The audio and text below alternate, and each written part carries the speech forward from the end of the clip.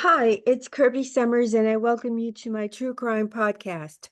I want to thank those of you who took a listen to my podcast of yesterday, where I shared some of the information from the time I was trafficked, as well as the time that I was a slave, and where some of you wrote really kind things, words of encouragement, and kind of, it's important for me to hear positive feedback. This whole Epstein, sort of the work that I have done, that I have shared with you since July of 2019, has been triggering. I can't say that I haven't been triggered, okay? I am continuously triggered. However, I also feel it's very important that the public, and I think that the normal public who only relies on mainstream media is getting um, just the surface level story, as you're aware, of the Jeffrey Epstein trafficking ring. Whereas someone like myself, who was privy to, let's say in this case, I'm going to be sharing information on Bill Gates. By the way, I uploaded a patron-only podcast on my Patreon for those of you who are on my Patreon. And if you haven't subscribed, it's $5. I know not everybody can afford it, and that's okay. I will continue to upload podcasts here on YouTube. However, if you're still on the fence, buy me a cup of coffee. Consider it that you have bought me a cup of coffee. Become a member to my Patreon. I do share a lot of books, a lot of my research, and of course, my patron-only podcast. And once a month, I host an Ask Me Anything. I no longer want to host it on Reddit because there are just too many trolls and, people who want to change the narrative. And of course, we're talking about the spy case of the century that's unfolded before our very eyes. And so, I just do this privately on my Patreon, where the people who are there ask questions and I answer them. All right. Before I get started with a short preview of what I've shared on Bill Gates, the second wealthiest man on the planet, it's reported that he earns somewhere in the vicinity of 100 billion. No, that he is worth $100 billion. Okay. And I'm sure that amount is higher, because what I know about the uber wealthy is that they never really reveal the extent of what they're worth, as opposed to, say, somebody like Jeffrey Epstein, who really wanted to present himself as being something other than what he was. He was not a billionaire. However, all of the media PR people that he hired and paid money to have stories appear in mainstream reported him to be a billionaire. He was not a billionaire. You know that when he died, he was only worth something in the vicinity of 600 million, which is, hey, it's not a bad number. I would love to have $600 million. I'm sure you would do a lot of things with $600 million if that's what you were worth. However, he was not a billionaire. My point being that these people who are very wealthy tend to reduce their worth because they don't want to be continuously sued. I mean, I had the whole list of why they don't want to be really presented to the world as being worth what they're actually worth. I was told this by my abuser, who was a billionaire and whose father made it to the Forbes list, and what his father, Michelin Rickless, had to do to remove himself from Forbes list. You know, At one time, Meshulam Riklis was the most sued man in America. And so that he really went to great lengths to not just bankrupt some of his companies, which he stole money from outright, which is what a lot of these billionaires do, right? But who, of course, did what a lot of them, like Leslie Wexner, do. They do things in the kind of the faux philanthropy to get their names on buildings, but it's just to whitewash their reputation. Before I go any further, like the podcast, subscribe. I upload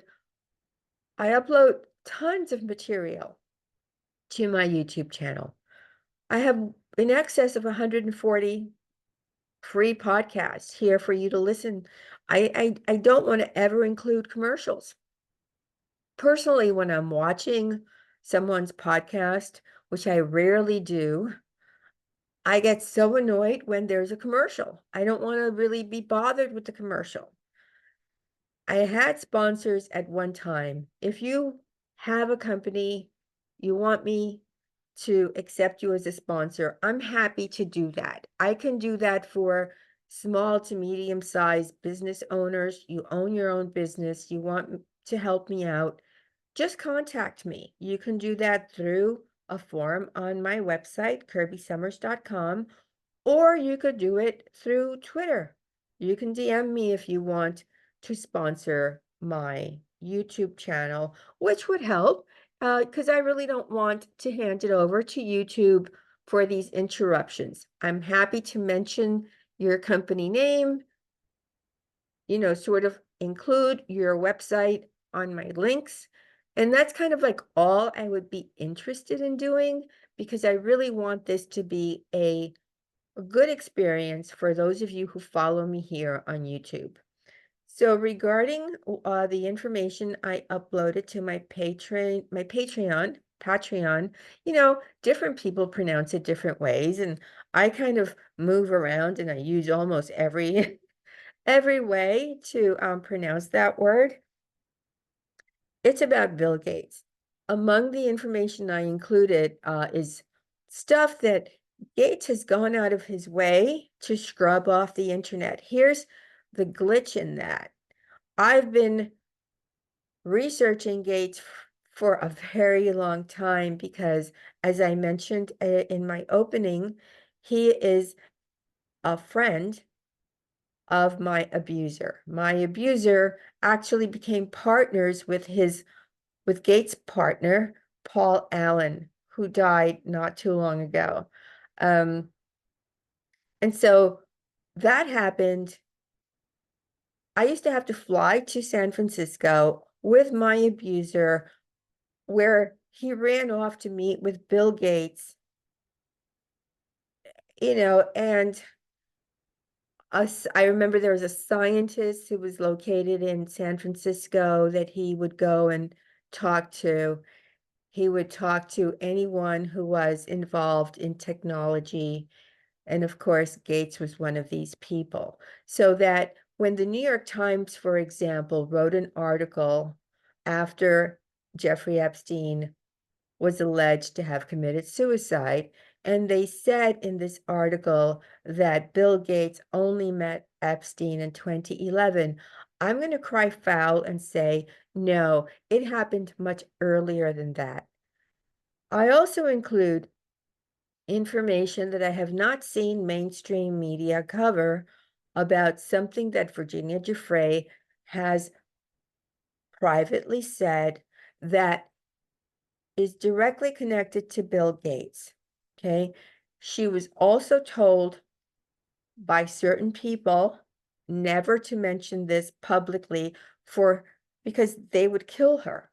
What we have to remember about surviving the trafficking by members of the elite is that we, including me, we live in fear for our lives. Some girls and boys and men and women never survive. We are made to disappear. I don't have to remind you that I have experienced 3, not 1, but 3 attempts on my life that I'm aware of. There might be more. We know that at least 2 girls, I'm not going to name them, died of what is alleged to have been a drug overdose. In both of those cases, the families feel the girls were murdered, and these are girls that were trafficked by Jeffrey Epstein.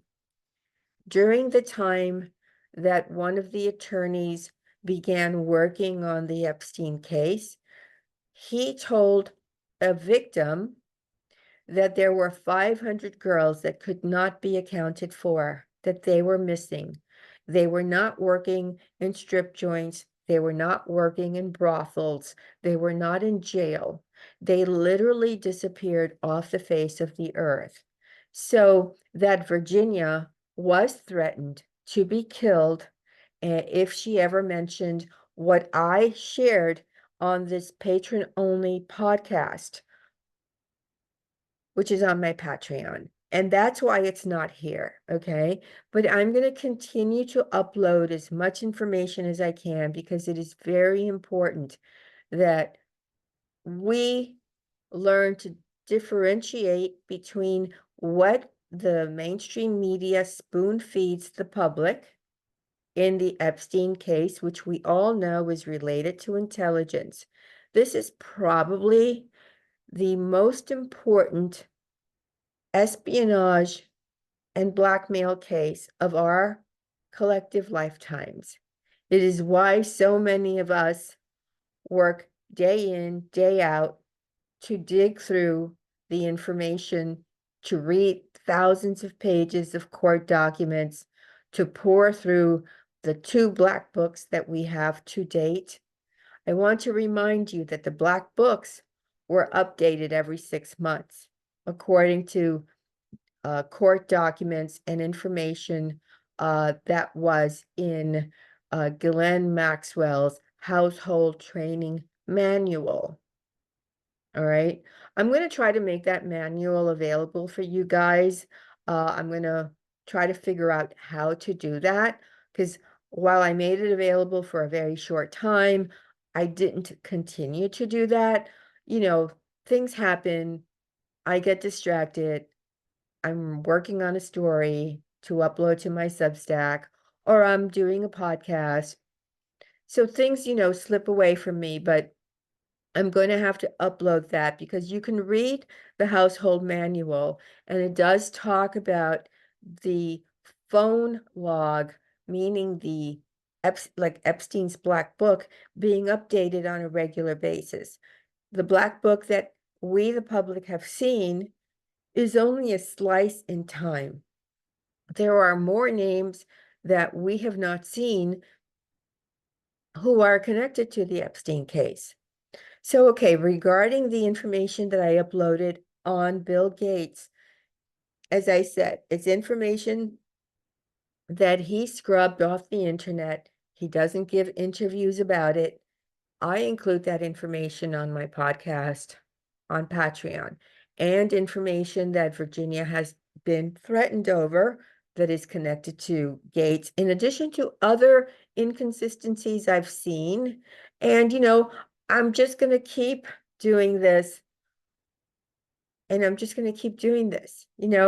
It helps, first of all, it helps all of us, right?